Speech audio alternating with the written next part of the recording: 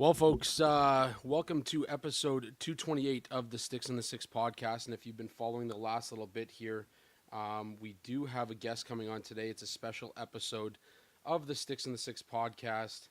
Um, we're welcoming Olympian and Team Canada standout Emma Maltais to the show.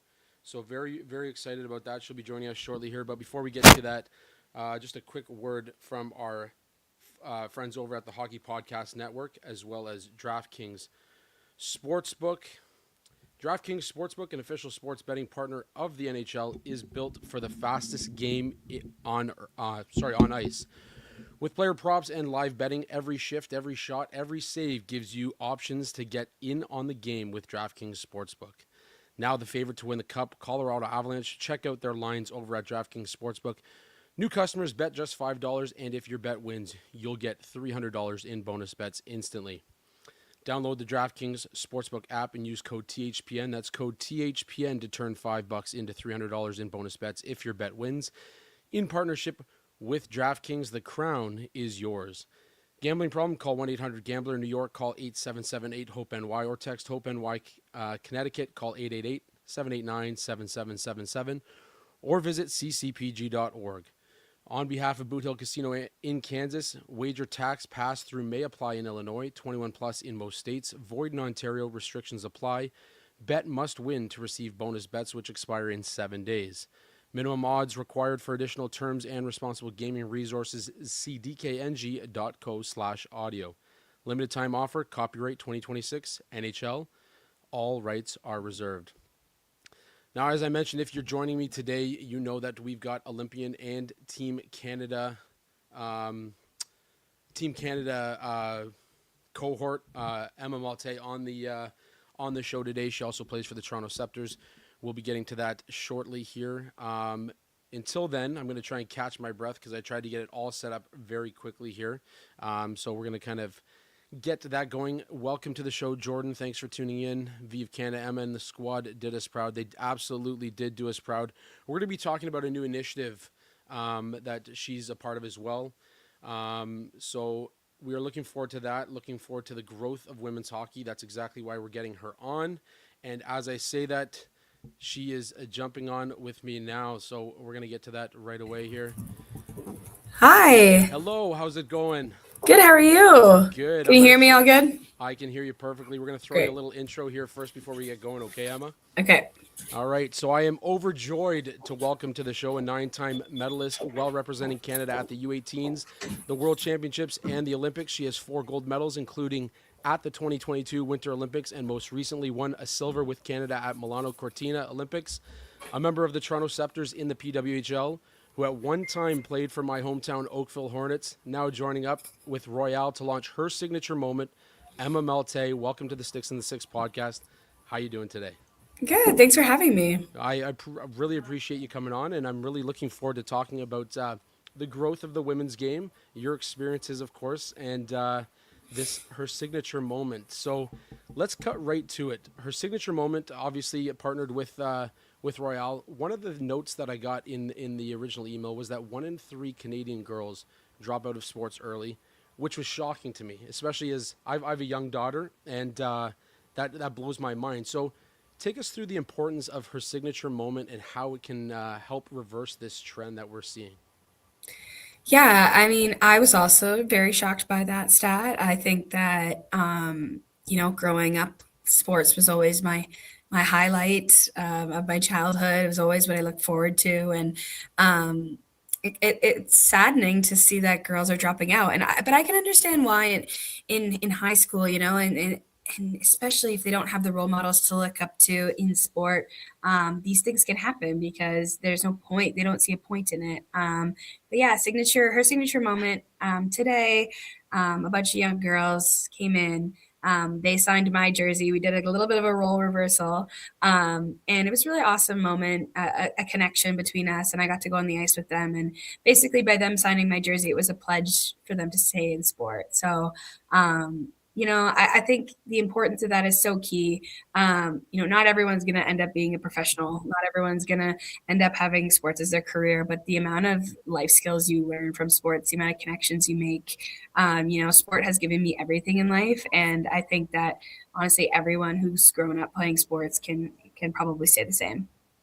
Yeah, no, absolutely. When I saw the initiative and what you were doing with the girls and getting them to sign your jersey, I mean, it's such a special moment for them too, as well, being involved with an Olympian, a professional hockey player. It definitely goes a long way. You're also part of the PWHL mentorship program, and I think that's key, especially in professional sports, to kind of getting that community involvement. What does that mean to you to be part of that mentorship program? Yeah. So the mentorship program has been amazing. Basically, we have a Zoom call like once a month ish and chat, and it's really nice to, it's cute to hear what they want to talk about and ask me advice. But it's advice that, like how do I build my confidence, and how do I like questions that you wouldn't normally get to answer in a one-on-one like post game meet and greet kind of thing. So it's a really special moment to connect with them, and I love moments like that. And I think for them, to get to see us like in our rooms at home and chatting just like normal people, I think that's inspiring for them to make that connection. And yesterday after the game we got to meet them in person too. So every signature that is on our jersey, Royale is actually donating $25 up to 1,000 signatures to the PWHL mentorship program, which is an amazing part of the initiative too. Well, that's awesome. And I'd be remiss if I didn't ask you what made you want to get into hockey. And I mean, ultimately, we'll get into the PWHL in a second here, but like the growth of the game, being able to play professionally, what does that mean to you? Yeah, it means everything. The reason I got into hockey is I have an older brother. He's 4 years older than me. Always wanted to do what he did. My family was a hockey family, so very fortunate for that. I got into it at a young age, and had the support that I did. But yeah, I never would have dreamed I could have hockey as a career.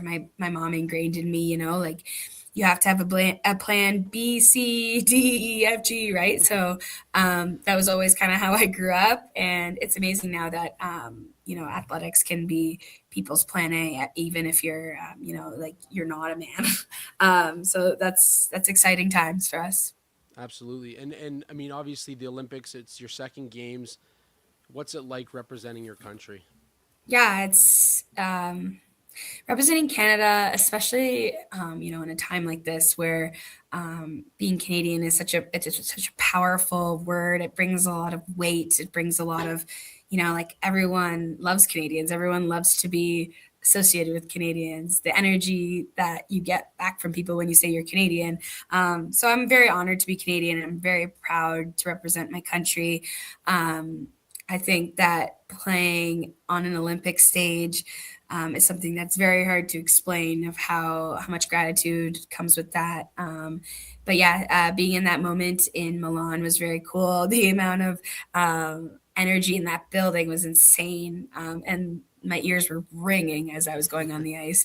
Very different than my first Olympics with no fans allowed, but yeah, very, very, very cool experience. I mean, we talk about the growth of the game in Canada. We talk about the growth of the women's game. Following the Worlds and the Olympics, I mean, what's next for Canadian hockey? Yeah, I mean, I think that the cool part of the PWHL and the international competition kind of working off each other has been amazing. Like when we went to the Olympics, we came back. Every game since then has been sold out. Our game in Seattle was a record, for attendance in the U.S. And like 7.7 million people watched our gold medal game. So it's cool to see that growth, and I think like working off each other and things like that. I think the landscape of everything is going to change a little bit just with the addition of the league, but I think how many eyes are on it. Our game has always been, top notch. I think now we just have the eyes, so it's on in people's living rooms. It's casually on in the background, and I think that part of it, for all the women who came before, played before, we all thought that and believed in our game, and now it just has the eyes on it. So it's kind of like it's finally getting the recognition it deserves. I got a viewer question here for you too. V of Canada says the growth of girls women's hockey is a foregone conclusion with NCAA and of course the PWHL. But Emma, don't you think that the growth starts with the growing the game in Europe as well, including Sweden and Finland? And I'll add to that and say I think this Olympics was most notably some of the most competitive we've seen in terms of the women's game from some of the European countries. Totally. I mean, you saw with Sweden making the bronze medal game, um, and there was a time a couple of years ago where they were not even in Pool A. So I think like you're really seeing other countries take a step up, and I think with our league, we don't have we don't have time to centralize anymore. So that gap changes, right? So and girls from Europe are going to start to come over, especially with expansion, and rumors of more expansion. There's going to be more room for more players to join the league. And overall, when European players that are leaders of their country, on our team, we have the captain of Team Sweden, and she's making leaps and bounds of improvements to her game. So it's really cool to see. And yeah, I mean, I agree with you. I think the level of competitiveness was the highest it's been at this Olympics. I mean, our semifinal game against Switzerland was a one-goal game, and that's the stuff you love to see. Of course, you've touched on a little bit the growth of the PWHL and getting a legitimate league in terms of like the solidarity amongst the world of hockey. I think that was so important, and we've seen that growth. You mentioned expansion, of course. How important is it to continue to grow that aspect of the game to the point that we're seeing better contracts for yourselves as players. We're seeing, of course, the expansion, but in all, we're seeing fans turn up at the games. We're seeing records set in terms of bums in the seats. Like what it's how important how was the growth of the PWHL in kind of expanding the women's game? Yeah, I mean, I think every year it's just blowing our expectations out of the water. A first year, no one thought that it was going to blow up like it did. Second year got better. Third year, the two expansion teams are two of the most, watched teams, which is like crazy. So I just think that, the more and more we can keep growing and that people watching it, like I said, it's like people are coming back to watch too, and Mm-hmm. that's the good thing. Like this isn't just a trend, like this isn't just a moment. It's going to be long term, and the longevity is there. Like people are following their favorite teams, their favorite players. They're invested now, and the more we can just use that momentum and keep growing that game, the more the chips are going to fall in our direction. And I think we all know, like the contracts of the league. Eventually, we want that to grow, but I think right now we are all willing to do our part for the growth of the game and to see that in the future for future generations. It's what all the women did before us. We feel very grateful that we can play in the league. They couldn't even play in the league, so I think hopefully one day when I maybe have a daughter and she maybe plays in the PWHL and she's making, like all of this money, I hope they look back and see, this league started somewhere. It's like any league. And, and we hope that growth just continues and continues. Well, of course, when you guys opened up the league as Trailblazers, you were known as the Toronto or PWHL Toronto. Second year came around, the Sceptres came in. First off, what'd you think of the Sceptres name? And obviously, regular season champs in the inaugural season. Minnesota seems to be that team to beat. What's next for the Toronto Sceptres? Yeah. I mean, the Scepters has really caught wind, like the name. Like I just feel like I can't picture any other name now. So it's been great representing the Scepters and being on that Scepters team. Yeah, I think the last two seasons, like same result, and then this one, we're really honing in on that playoff push now. So, I mean, I think that the more we go through each season, the more we learn, the more we understand how to be a professional. Like this is different for women's hockey. It's different for us as women athletes. Like we've never had to balance, the travel and the playing and all year round. So I think we're all getting used to that. And the more we can do that, the more we can learn and make sure that performance comes together fully for Toronto. So we're looking forward. We have some good momentum here after the Olympic break, and we're hoping we can cash in on it coming forward. Well, of course, better momentum than the other Toronto team that we won't even mention here. But I've got to ask you, when you were over in the Olympics, we've had actually Julia Gosling on the show as well, and Nice. I kind of follow through social media your guys' adventures as you go through your process at the Olympics as well. You seem to be a content creator, like just somebody who loves to be, give us a little look into who Emma is. Is that more of just a look at Emma, or is that also creating an online presence for young athletes who want to see you and get to know you and maybe follow in your footsteps one day? Yeah, it's a great question. I feel like my content started for fun. I love social media. I love posting. I love having fun with my friends and making videos. It's just always something that I've loved to do. And honestly, when you're creating in that moment, when you're asking your team questions, like creates a lot of team camaraderie, like sometimes. So I've always just been a social butterfly, very extroverted. So yeah, I started it just for that reason, and then I noticed it was gaining popularity, and then I noticed, through social media, people really get to know you, and people make that connection with you. And when I'm walking out to a game and I see a young girl with a sign that references one of my TikToks, I'm like, oh, okay, like young girls are watching this, so it's cool for me to make that connection. And I think something that I really value is my is authenticity, and that's something that I really try to embody on my social media. I want to be exactly who I am in person when you meet me, or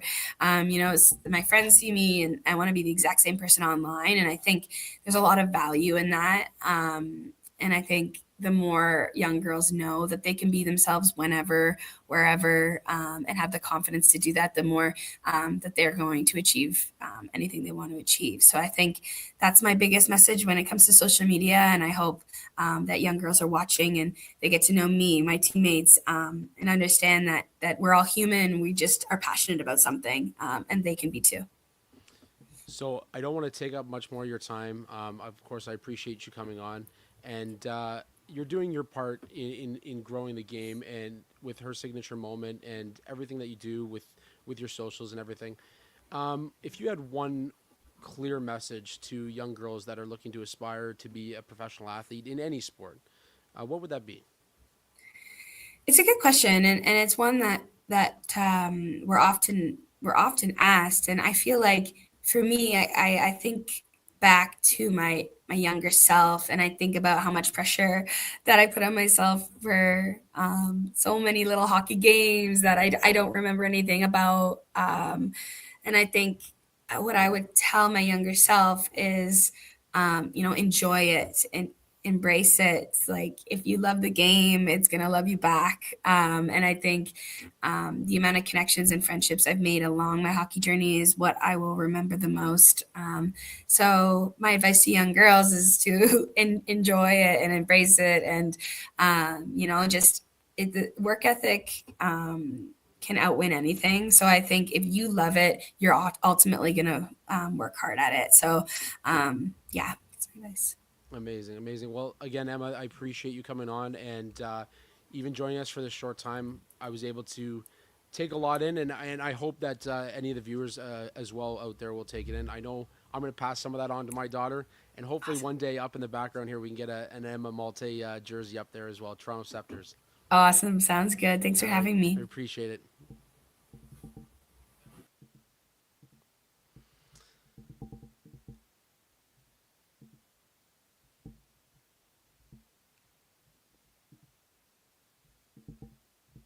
Well, folks, there you go. Emma Maltais joining us from Team Canada, Toronto Sceptres, doing her part to grow the game with, of course, her signature moment. And for those of you who didn't hear it off the top of the show, what she did was she had young girls come in, sign her jersey, kind of reverse the roles, and that was their way of um, discussing, making their pledge to stay in sports. As one of the stats we threw up after, on the top of the show was that 1 in 3 young girls, young athletes, drop out of sports very early on, and therefore don't get the opportunity to kind of pursue their dreams. So again, shout out to Emma Maltais for coming on and joining us today. I know I appreciated that, and I know that our viewers as well really enjoyed that moment. So just a quick, we'll talk more of the deadline when I have Peter on here, but just a quick update on the deadline. Obviously, Nick Waugh to Colorado was able to score in his second game with the Colorado Avalanche, and Colorado looking like the team to beat, as I mentioned off the top of the show. Scott Laughton scoring in his first game with the LA Kings, and we'll see what happens with Bob McMann. But again, we will touch more on the Maple Leafs deadline on the next episode of the Sticks and the Six podcast.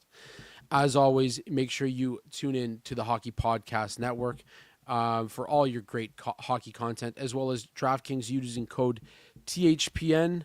And for more from SeatGeek as well as BioSteel for your promo codes, make sure you're checking out the show description below. You'll get $20 off your first purchase at SeatGeek, as well as 20% off all your order on BioSteel. For Emma, myself, and the Sticks and the Six podcast, I appreciate you guys tuning in for this short special episode here on Monday afternoon. That's episode 228 of the Sticks and Six podcast. For myself, Andrew Forbes, as well as Emma Maltais, that's all we got for you this week. We leave you with our friend Alex Hobson and his hit 25.